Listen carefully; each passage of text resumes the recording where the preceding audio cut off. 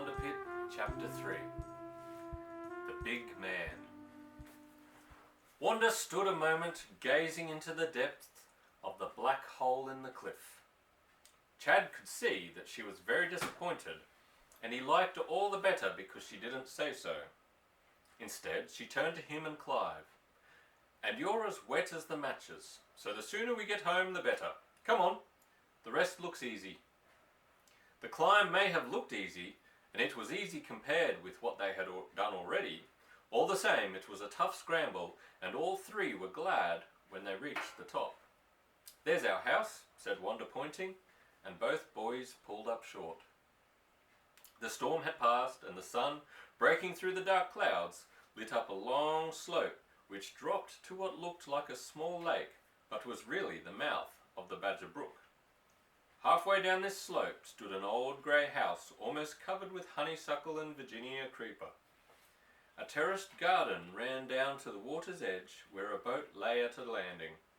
Beyond were miles and miles of moor rising to great hills in the distance, and here and there could be seen the brook tumbling down from the heights in falls and long stickles. "It's fine," said Chad, and the admiration in his voice brought a smile to Wanda's face. "Top hole," Clive agreed. "It's a dear old place," Wanda answered, "but it isn't much fun living in a big house like that when there's no money to keep it up. That's why I'm so keen to find this treasure." She turned to Chad, and her face was glowing. "I believe that's the way to it. That cave, I mean." "I hope it is," Chad said. "Anyhow, we'll find out before we're much older. Your father will be quite excited."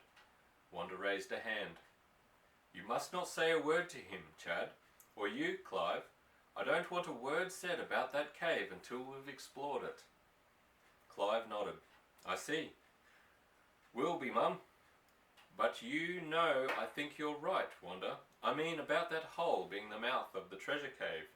The opening is almost on a level with the house, and exactly the other side of the bluff. And it seems to run in the right direction." "I do hope you're right," Wanda said earnestly. "But let's hurry. We shall all catch colds if we stand about here in the wind."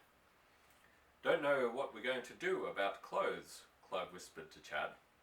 "We're in no state to pay an afternoon call." Wanda overheard. "Don't bother about that. Rachel will manage. And you're so big, Chad, you can wear one of Dad's suits. We'll go in the back way, then Dad won't see how wet we are." At the back door a woman met them. A big motherly woman with the deep chest and creamy skin of a native of Devon. "Oh, Miss Wanda, I'm surely glad to see you," she exclaimed. "Jan and I were getting proper anxious, and you out in all that storm." "I'm quite all right, Rachel," Wanda assured her, "though I mightn't have been but for these boys. This is Mr. Chadwick Lemmerton, and the other is Mr. Clive Medland. I got stuck on a ledge and they came and helped me, and their boat was wrecked. And please light a fire in the blue room, Rachel. We must get them dry things too." Rachel Otter gave the boys one quick look. It seemed to satisfy her. She nodded. "I'll see to it, Miss Wanda. They'd better stay by the kitchen fire while I fix things up. And you go change them wet things at once." "Good sort," said Chad when he and Clive were left alone in the warm kitchen. "She's all of that," agreed Clive. "So is Wanda. Strikes me we're in luck, old man." Chad smiled in his quiet way. "It does look as if we were in for a bit of fun.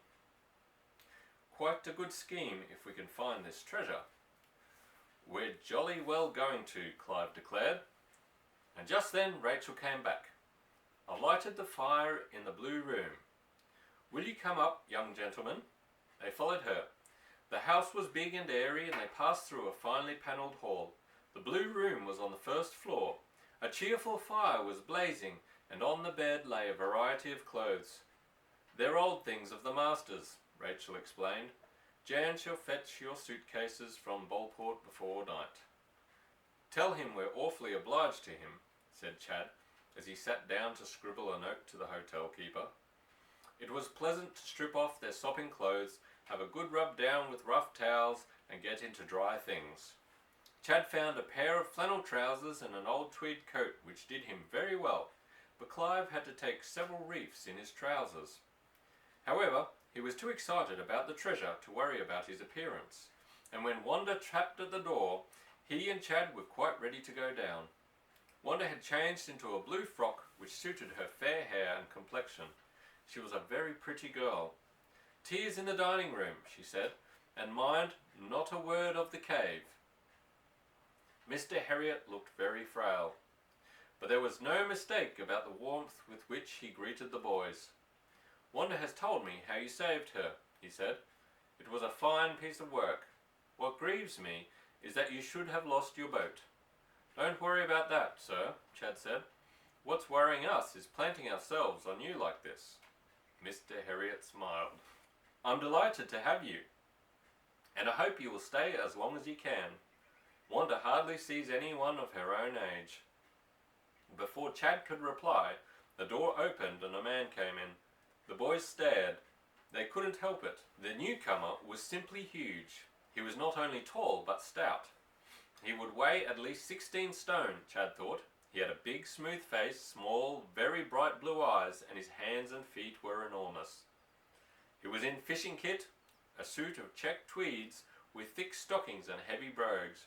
Seeing the boys, he pulled up and stared at them. "Holloa," he said in a voice that matched his size. "Company to tea." That's the end of chapter 3. Good night.